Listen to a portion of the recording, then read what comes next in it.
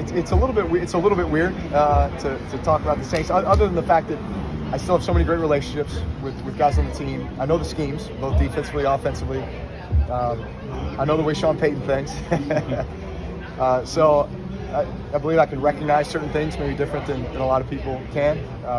Just having spent so many years here. But to be the one who, in a lot of cases, is the one commenting on the Saints, it's they try.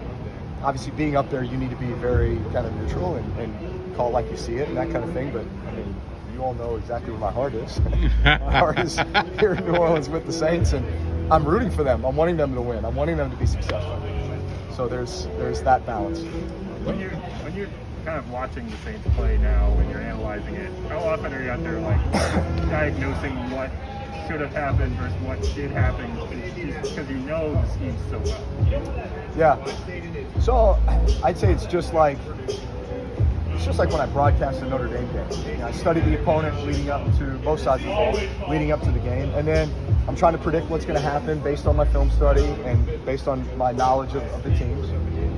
And then you talk about it accordingly. As I'm watching the Saints game, I can look at a formation, I can look at a motion or a shift, and I can think of, all right, well, I know we run 2 plays out of that, at least during my time, and so it's probably this or this. And in most cases, I'm right, and so I can somewhat predict what's going to happen. And then, when James drops back to pass, I'll kind of recognize, okay, I think I know what this route is, and so I know where my eyes would be, right? I'd be reading it, 1 to 2 to 3 to 4 to 5, or whatever it might be, the progression. So there's a little bit of that insider knowledge that comes in handy.